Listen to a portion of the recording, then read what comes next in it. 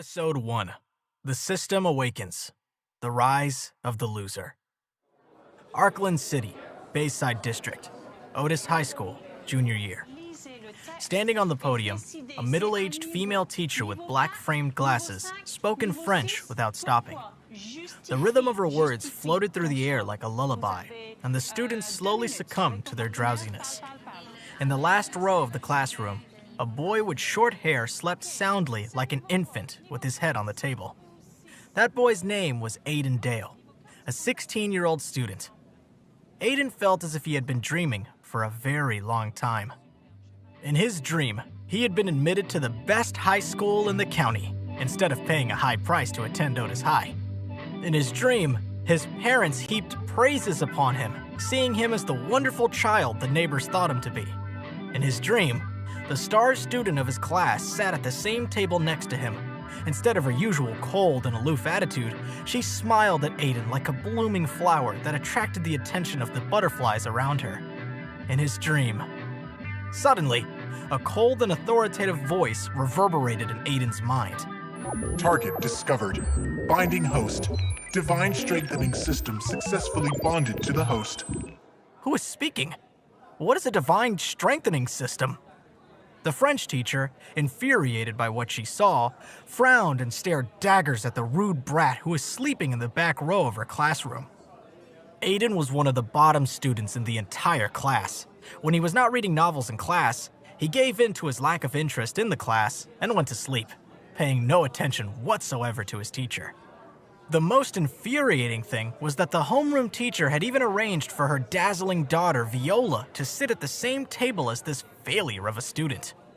The idea was for Viola to be able to assist Aiden in his studies.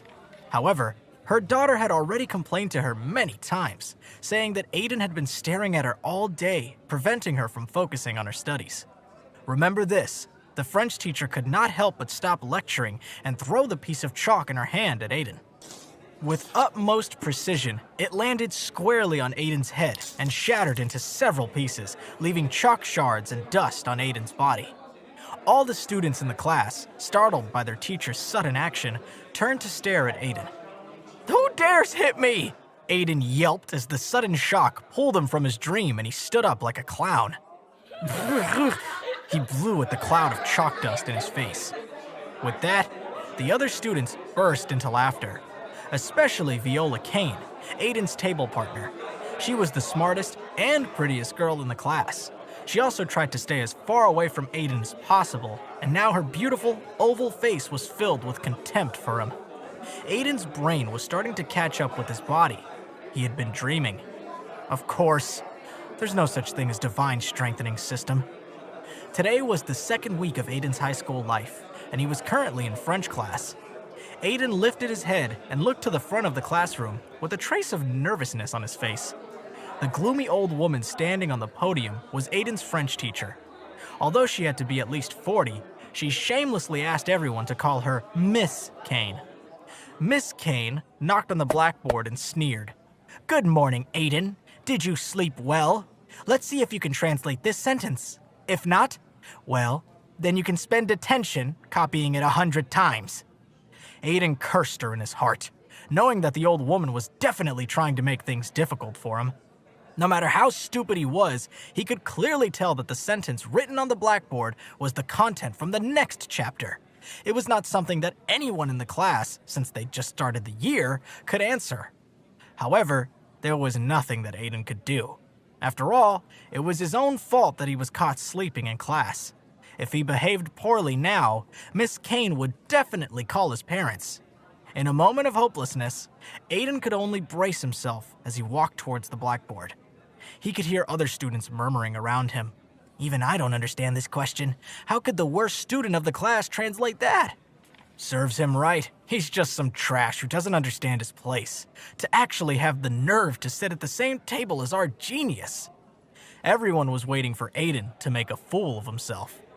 Aiden looked at the godforsaken French sentence in front of him and clenched his teeth in defeat. He was ready to admit to Miss Kane that he could not translate it. But just at that moment, the voice from the dream sounded in his mind once again. "Ding! Analyzing French words. French ability, +1. Current progress, 1 out of 10. Rating, beginner level. Aiden gawked in absolute disbelief.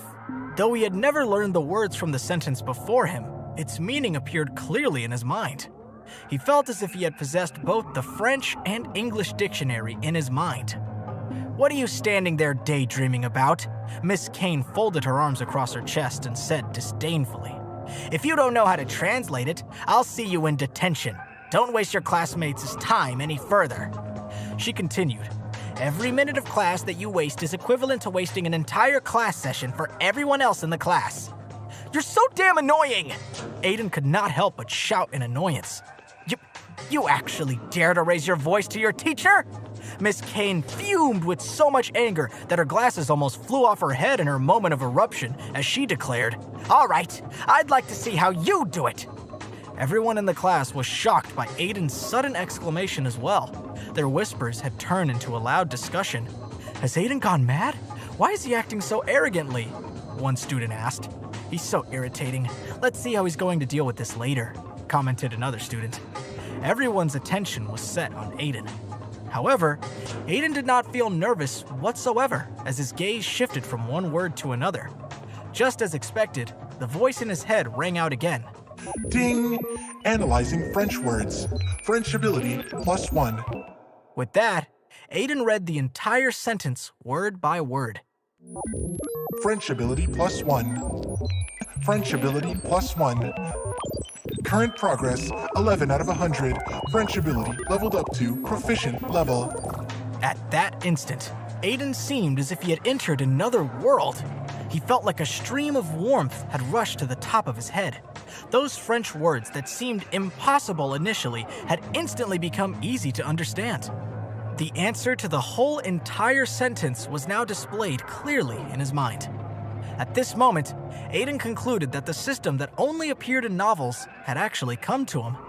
Aiden revealed a confident smile as he picked up a piece of chalk and quickly wrote the translation on the blackboard.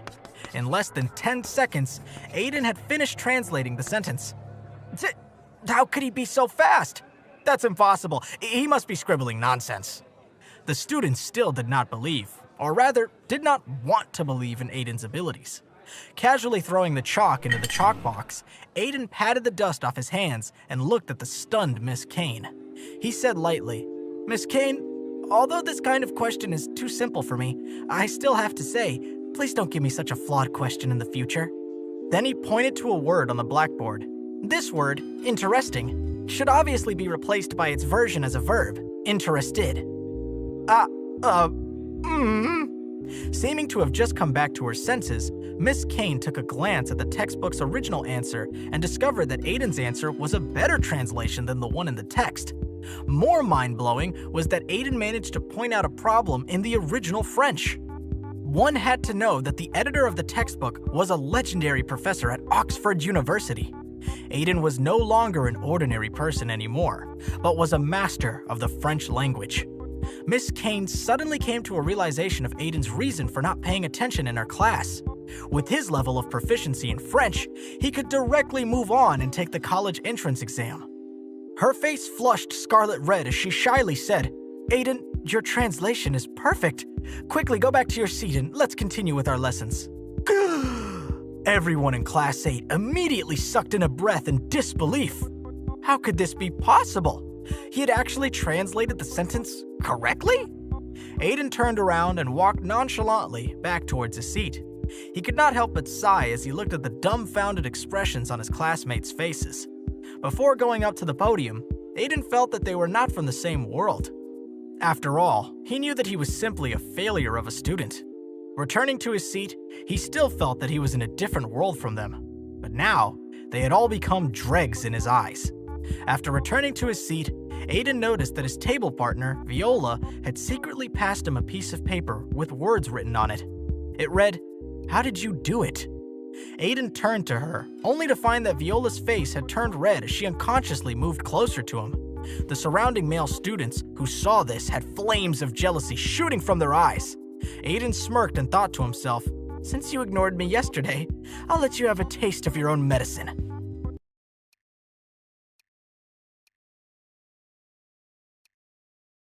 Episode 2.